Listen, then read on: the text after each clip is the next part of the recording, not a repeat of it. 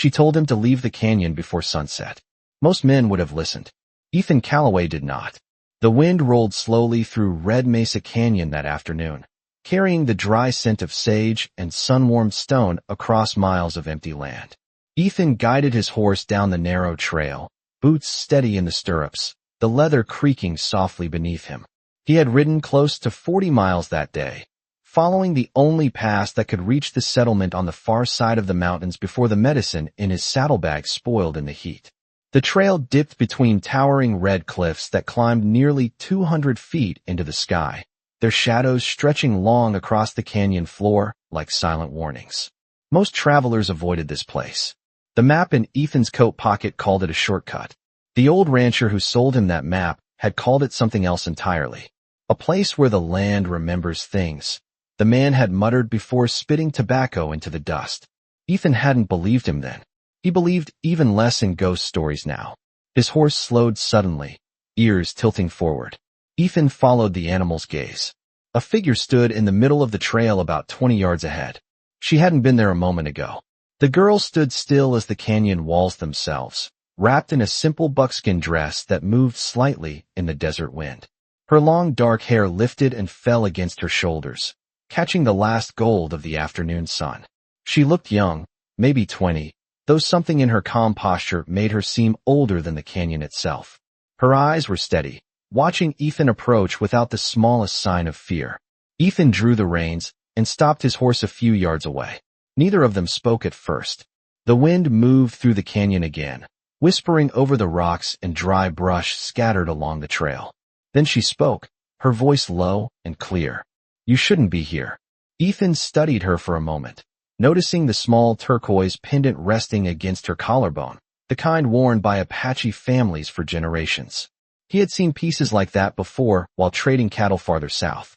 This land belonged to her people. That much was obvious. Ethan tipped his hat slightly out of habit. "Just passing through," he said. "Town on the other side needs medicine." The girl didn't move. The canyon seemed to grow quieter around them. "Leave before sunset," she said. Ethan glanced up toward the fading light touching the cliff tops nearly 200 feet above them. Sunset was less than an hour away. He looked back at her. Or what? For the first time, something changed in her expression. Not anger. Not fear. Something closer to concern. She held his gaze as the wind lifted dust across the trail between them. "Or the mountain will remember you." Ethan let out a quiet breath through his nose. He had heard a lot of warnings in the West. Most of them were meant to keep strangers away from land someone wanted to keep for themselves. He shifted in the saddle and loosened the reins. "Ma'am," he said calmly, "I've ridden too far to turn back now." The girl watched him for another long moment. Then she stepped aside from the trail. "Your choice, cowboy." Ethan nudged his horse forward. As he passed her, he caught the faint scent of sage smoke drifting from her clothes. He didn't look back. Behind him, the canyon wind moved through the red stone again, soft and restless, like the land itself had just been given a name to remember.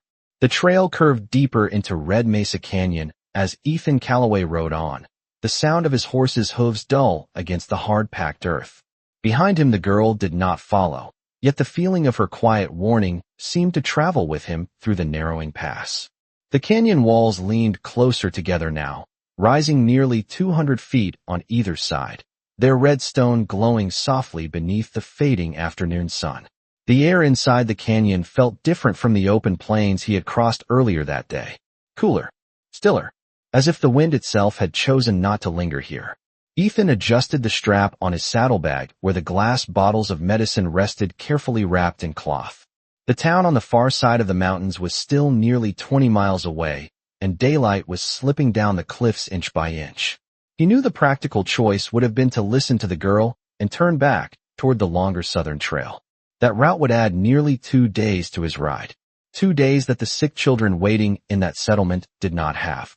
So he continued forward, guiding his horse along the narrow path where desert brush clung stubbornly to cracks in the stone. After another mile, the canyon floor widened slightly, revealing an old wooden structure sitting alone beside the trail. Ethan slowed his horse as he approached. It was a small cabin, weathered gray from years of sun and wind, its roof sagging gently under the weight of time. The door hung open just enough for the wind to shift it back and forth with a soft wooden creak. No smoke rose from the chimney. No horse tracks circled the yard. The place had the quiet stillness of something forgotten. Ethan dismounted and led his horse closer, boots crunching lightly over gravel.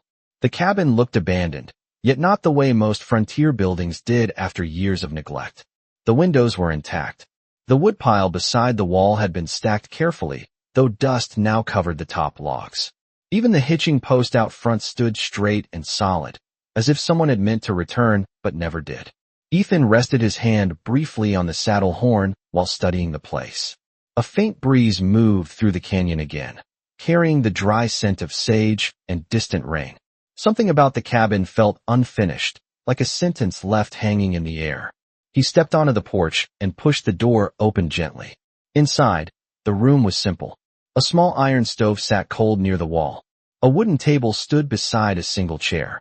A tin cup rested upside down near the edge of the table, exactly where someone might have left it after finishing a drink. Dust covered everything in a thin gray layer, but nothing had been disturbed. It looked less like abandonment and more like a pause that had lasted too long.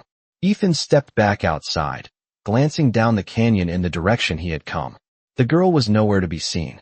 Only the long shadows of evening stretched across the trail now. He swung back into the saddle and continued riding, but a thought had begun to settle quietly in the back of his mind. Cabins do not build themselves in the middle of nowhere, and people do not vanish from them without leaving a reason behind. The canyon grew quieter the farther Ethan Calloway rode from the abandoned cabin. Evening light slid slowly down the tall red walls, turning the stone from bright copper to deep rust as the sun drifted toward the horizon. The trail wound forward like a narrow ribbon through the desert floor, and the air carried that same strange stillness Ethan had noticed earlier, as if the canyon preferred silence over sound. His horse moved carefully over the uneven ground, hooves landing softly between scattered rocks and patches of dry grass. Ethan glanced once over his shoulder, though he knew there was nothing there. The girl had disappeared into the land the way desert shadows often did. Still, her words stayed with him. Leave before sunset, or the mountain will remember you. Ethan was not a man who believed that land could remember anything. Land held tracks. Land held bones. But memory belonged to people. Yet something about the canyon felt different from the rest of the territory he had ridden through in his life. The place felt older than the map folded in his coat pocket. Nearly another mile passed before the trail bent around a tall ridge of stone that blocked the wind entirely. When Ethan rounded the bend, his horse slowed on its own. The canyon opened into a wide basin nearly a quarter-mile across, and the last light of the evening revealed markings along the cliffs that Ethan had not noticed before.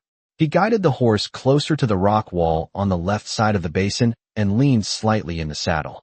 Painted across the stone were symbols the color of dried clay. Hands. Dozens of them.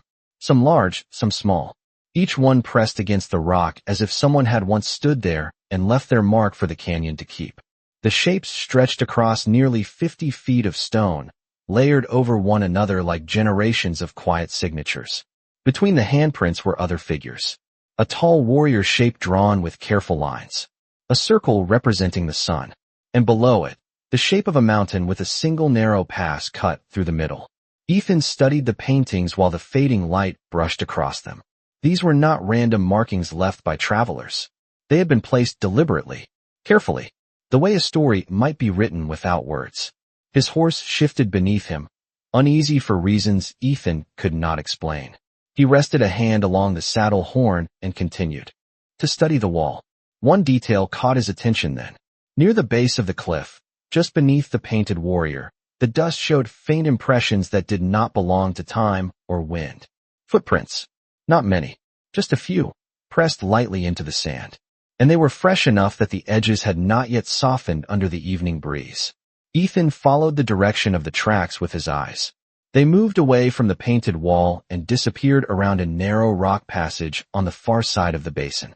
The canyon fell completely silent again. Ethan considered turning his horse toward the main trail and leaving the strange basin behind. The medicine still needed to reach the settlement. That had been his reason for entering the canyon in the first place. But curiosity has always been stronger than caution in men who spend their lives riding the frontier. Ethan guided the horse slowly toward the narrow passage where the footprints had gone. Somewhere deeper in Red Mesa Canyon, someone else was walking the same ground he had been warned to leave. The narrow passage swallowed the last of the evening light as Ethan Calloway guided his horse forward, the red stone walls pressing closer on both sides until the trail narrowed to little more than a natural corridor carved through the canyon. The air inside felt cooler and heavier, carrying the faint scent of damp earth that rarely lingered in desert places.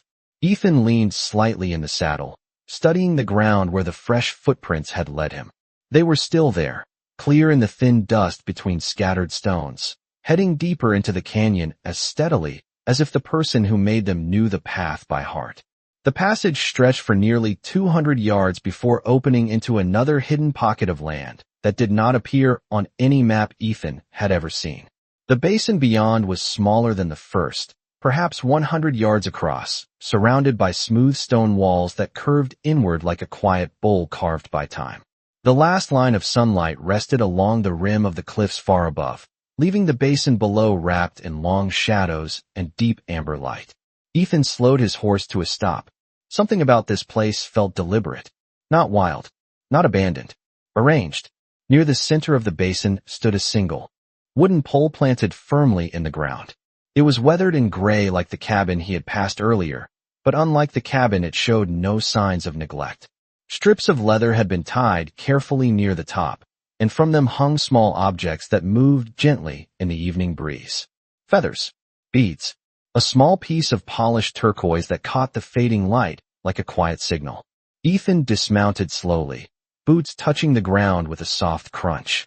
His horse lowered its head but did not wander far, as if even the animal understood that this place carried a meaning beyond ordinary ground. Ethan stepped closer to the pole. The leather ties were fresh, not brittle or cracked like the abandoned wood around them. Someone had placed them here recently, perhaps even that morning. He studied the objects hanging from the pole. Each one looked carefully chosen rather than decorative. The feathers were from desert hawks. The turquoise had been shaped by hand, and tied among them was a small strip of cloth dyed the deep red color of the canyon stone itself. Ethan lifted his gaze toward the surrounding cliffs. Above him, the smooth walls of the basin held more markings carved into the rock, not painted like the ones he had seen earlier, but cut directly into the stone. Simple lines forming the shape of a mountain. A narrow pass through the center, and beside it the outline of a lone rider approaching from the east. Ethan felt a quiet realization settle over him. This canyon had not been marked as a warning for strangers. It had been marked as a story someone expected the land to remember. A faint sound drifted through the basin then. Not wind, not an animal. Footsteps. Ethan turned slowly toward the narrow passage behind him. The girl stood there again, just inside the shadow where the canyon walls met the basin floor. She had moved quietly enough that neither he nor the horse had heard her approach. Her expression was calm, but no longer curious. It held the quiet patience of someone watching a traveler finally reach the place they had been warned about. She stepped forward into the fading light, her turquoise pendant catching the last glow of sunset. For a long moment, neither of them spoke. Then she looked toward the wooden pole and the symbols, carved into the stone above it. When she spoke, her voice was steady and certain. This is where the story begins. The last glow of sunset faded slowly along the rim of the canyon as Ethan Calloway stood beside the wooden pole, the quiet basin now settling into the cool blue shade of evening. The girl stepped fully into the open space, her movements calm and certain, as if she had walked this ground many times before. The soft leather of her moccasins made almost no sound against the dust. Ethan rested one hand lightly on the saddle horn of his horse while watching her approach, measuring her expression the way a man learns to read weather across open plains. She did not look angry that he had ignored her warning earlier. She looked patient, the way someone might watch a traveler arrive exactly where the road was always going to lead them. She stopped a few feet from the wooden pole and glanced briefly at the objects hanging from it. The feathers shifted gently in the evening air, their shadows dancing faintly across the ground. Ethan broke the silence first. He spoke quietly but plainly. What story begins here? The girl lifted her eyes toward the carved symbols in the canyon wall above them. The fading light still touched the outline of the mountain, and the lone rider etched into the stone. Her voice carried the calm rhythm of someone repeating words she had heard since childhood. This place remembers the first man who refused to turn back. Ethan gave a small, thoughtful breath through his nose. He had heard many frontier tales in saloons and cattle camps, stories that grew larger with every retelling. But this did not sound like that kind of tale. This felt older. He glanced once more at the carving of the rider. A man rode into this canyon. The girl nodded once. Long ago, before the railroads, before the towns, before maps gave this land names. Ethan studied the quiet basin again. The cabin, the handprints, the pole standing at the center like a marker placed carefully between past and present. And he never left. The girl shook her head slowly. He left, but not the way he came. The wind moved again across the basin floor, stirring dust around their boots. Ethan noticed something then that he had not seen before. At the base of the wooden pole, partially buried beneath the thin sand, rested a small metal object dulled by years of weather. He crouched and brushed the dust aside with his fingers. It was a spur, old and worn smooth by long use, its small rowel frozen stiff with time. Ethan turned it slightly in the fading light. The metal was American-made, the kind carried by riders who had crossed these lands nearly a century earlier. He stood slowly, holding the spur in his palm. A cowboy. The girl studied the object without surprise. Yes. Ethan looked back toward the canyon passage he had followed into this hidden basin, the same direction the painted rider had faced on the stone wall. And he came through here. The girl stepped closer to the wooden pole and gently touched one of the feathers tied to it. The story says he did not believe the warnings either. Ethan felt a faint half-smile tug at the corner of his mouth. That sounded familiar. The girl finally looked directly at him again. Her expression held neither judgment nor approval, only quiet understanding. The mountain watches men like that. Men who think roads belong to them. Ethan slipped the old spur into his coat pocket without really thinking about it. The medicine in his saddlebag was still waiting to reach the settlement beyond the canyon. But now another thought had settled quietly into his mind. This canyon was not empty land between two towns. It was something else entirely. Something that had been waiting a long time for someone willing to listen long enough to hear the rest of the story. Evening settled fully over the hidden basin as the last trace of sunlight disappeared beyond the canyon rim 200 feet above. The air cooled quickly, carrying the quiet scent of desert stone and distant sage across the still ground. Ethan Calloway stood beside his horse while the girl remained near the wooden pole, her hand resting lightly against the hanging feathers, as if she were steadying a memory rather than an object. The small spur in Ethan's coat pocket felt heavier than its size should allow. A simple piece of metal that somehow carried the weight of a story he had only begun to understand. He looked again toward the carved rider in the canyon wall. The shape had been cut into the rock with deliberate care, the lines still sharp despite the passing of many years. Ethan spoke slowly, his voice calm in the quiet basin. What happened to him? The girl did not answer right away.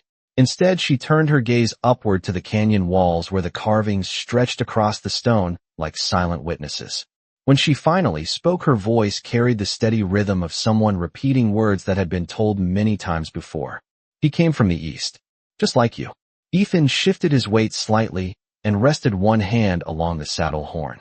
The horse lowered its head but remained close, the animals breathing slow and steady in the cooling air. The girl continued speaking without raising her voice. He rode through this canyon nearly 100 years ago. He believed the same thing many travelers believed back then. That land without fences belonged to whoever arrived first. Ethan let out a quiet breath. That belief had built half the towns west of the Mississippi River. The girl walked a few steps away from the wooden pole and traced one finger along a shallow carving in the rock wall beside her. The canyon people warned him the same way I warned you. Ethan gave a small, thoughtful nod. Turn back. The girl looked at him briefly. Yes, but he stayed. Ethan glanced once more at the narrow passage he had followed into the basin. The same trail the painted rider had been carved facing. And he found this place. The girl lowered her hand from the rock. He found the story that was already waiting for him. A light breeze moved through the basin again, causing the feathers on the pole to rustle softly together. Ethan watched the small movements carefully. Something about this canyon felt less like a location and more like a conversation between the land and the people who passed through it. He reached into his coat pocket and turned the old spur slowly between his fingers. The man lost this here. The girl studied the spur but did not look surprised. Yes, that was the last thing he left behind. Ethan raised an eyebrow slightly. What do you mean the last thing? The girl looked out across the quiet basin, her eyes following the shadows that stretched along the ground as night settled deeper into the canyon. The mountain gave him a choice. Ethan waited. She looked back at him then, her expression calm but serious in the fading light. Every traveler who reaches this place is given the same choice. Ethan slipped the spur back into his pocket again. And what choice is that? The girl turned slowly toward the narrow trail leading deeper through the canyon beyond the basin. Her voice remained quiet but certain. Whether to keep riding like the land belongs to you, or stay long enough to learn who it really belongs to. The canyon night settled gently over the basin, wrapping the red stone walls in deep shadow while the first stars appeared in the narrow strip of sky nearly 200 feet above. Ethan Calloway stood quietly beside his horse, listening to the slow rhythm of the animal's breathing and the faint rustle of feathers tied to the wooden pole. The girl's words lingered in the still air between them. Whether to keep riding like the land belongs to you, or stay long enough to learn who it really belongs to. Ethan looked down the narrow trail that disappeared deeper into the canyon beyond the basin. In the dim evening light, the passage looked older than any road he had ever followed, the kind of path that existed long before maps or fences or towns gave shape to the land. He rested one hand along the saddle horn and considered the choice she had spoken about. The medicine in his saddlebag was still waiting to reach the settlement on the other side of the mountains. Somewhere nearly 20 miles west, a small group of families depended on that delivery. That had been his reason for entering the canyon. But the quiet story unfolding in this hidden place had begun to pull at something deeper than simple duty. Ethan spoke after a long moment, his voice calm but thoughtful. What happened to the man who made the wrong choice? The girl stood near the carved stone wall, her dark hair moving slightly in the evening breeze. She did not look toward Ethan right away. Instead, she looked up at the symbols etched into the rock above them. The Lone Rider, the mountain pass, the marks of a story written without words. When she answered, her voice was steady and low. He rode through the canyon like it was empty land. Ethan nodded slightly. That was the choice most men would have made. The girl continued. He followed the trail west the same way you planned to. Ethan felt the old spur shift slightly inside his coat pocket when he moved. And then, this time she turned to face him fully.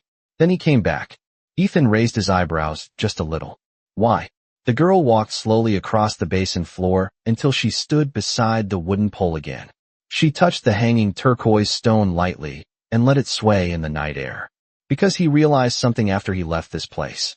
Ethan waited quietly.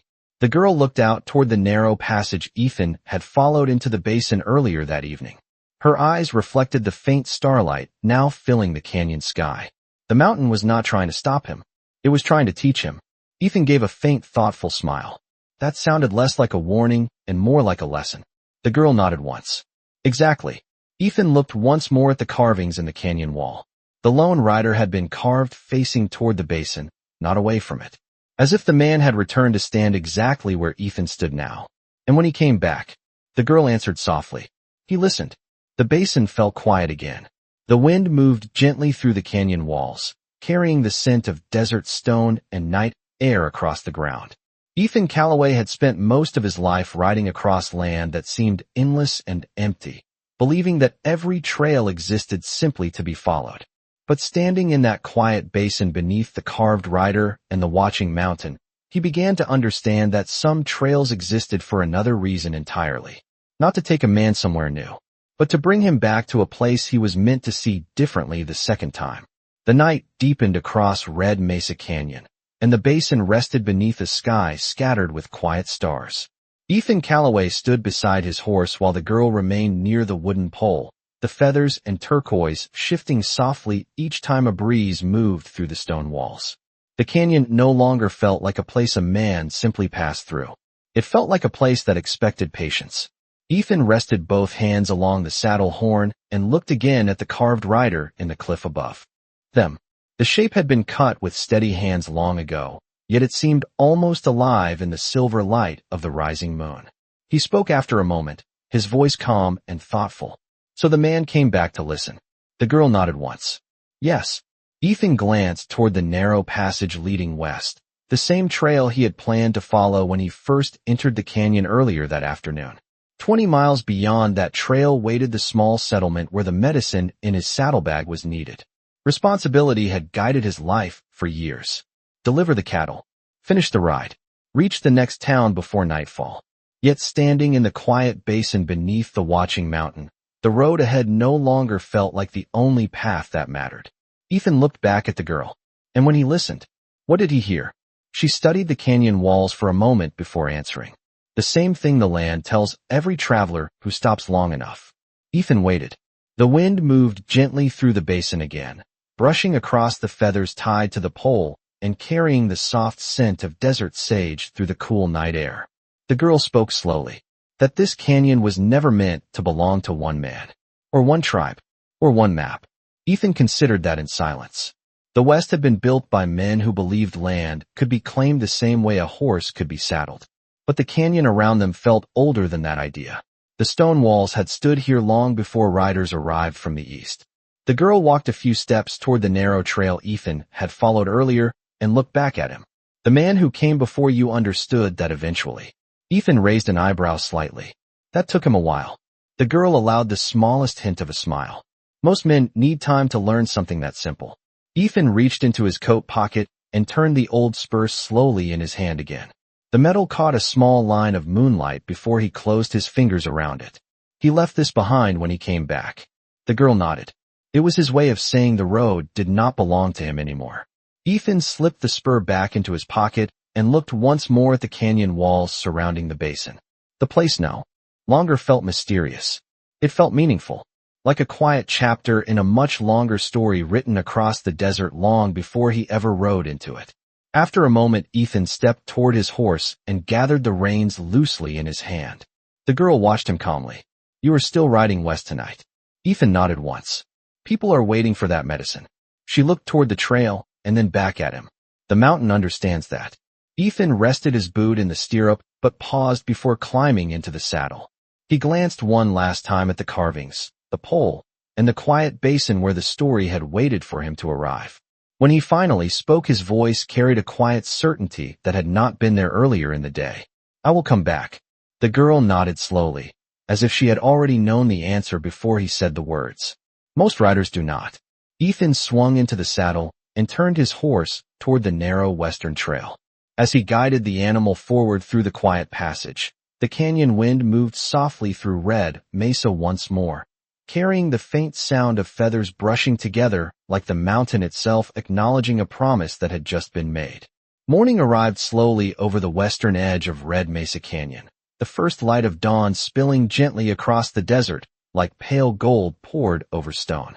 Ethan Calloway rode steadily along the narrow trail that wound out of the canyon, his horse moving with the quiet confidence of an animal that knew the open plains were not far ahead. Behind him, the towering red walls began to soften in the early light, their shadows stretching long across the desert floor as the night gave way to a calm and cloudless sky. Nearly 20 miles ahead waited the small settlement where the medicine in Ethan's saddlebag would soon reach the families who needed it. Responsibility still guided his ride, just as it had the day before. Yet something about the road felt different now. The canyon he had passed through was no longer just another stretch of land between two places on a map. It had become something else entirely, a story that had quietly stepped into his path and asked him to listen. By mid-morning, Ethan reached the edge of the open valley where the canyon finally released. The land back to wide grass and distant hills. The wind returned there, steady and familiar, carrying the scent of dry earth and sunlit sage across the plains. He paused briefly on a small rise and looked back over his shoulder. From that distance, Red Mesa Canyon appeared almost ordinary, its tall walls blending into the rugged landscape like a natural scar carved into the desert over centuries. No traveler riding past would guess that somewhere inside those cliffs stood a quiet basin where a wooden pole held feathers that moved with the wind and where a story older than any town still waited for those willing to hear it. Ethan rested one hand along the saddle horn and allowed himself a small, thoughtful breath. The old spur remained in his coat pocket, a simple reminder that another rider had once followed the same trail and discovered the same lesson the hard way. Ethan nudged his horse forward again and continued the ride toward the settlement. The sun climbed steadily above the eastern hills as the miles slipped quietly beneath the horse's hooves. By early afternoon, the wooden roofs of the small town appeared ahead, scattered along a shallow bend in the river where cottonwood trees provided the only shade for nearly 50 miles. A few riders noticed Ethan approaching and stepped out onto the dusty street to greet him, relief clear on their faces when they saw the saddlebags that carried the medicine they had been waiting for. Ethan dismounted near the small wooden clinic and carefully handed the wrapped bottles to the town doctor, who nodded with quiet gratitude before disappearing inside to begin his work. For a moment, Ethan remained standing beside his horse while the town carried on around him. The sounds of daily life filled the air again. Wagon wheels rolling across dirt. A child laughing somewhere near the water pump. The simple rhythm of a frontier town moving through another ordinary day. Ethan reached into his coat pocket and felt the smooth metal edge of the old spur resting there. He did not take it out. Instead, he looked west toward the distant line of mountains where Red Mesa Canyon rested quietly between the ridges. The girl had said the mountain gave every traveler the same choice. Keep riding like the land belongs to you, or stay long enough to understand who it really belongs to. Ethan knew his road would lead him back there someday, not because the canyon had asked him to return, but because now he understood something the earlier rider had learned long ago.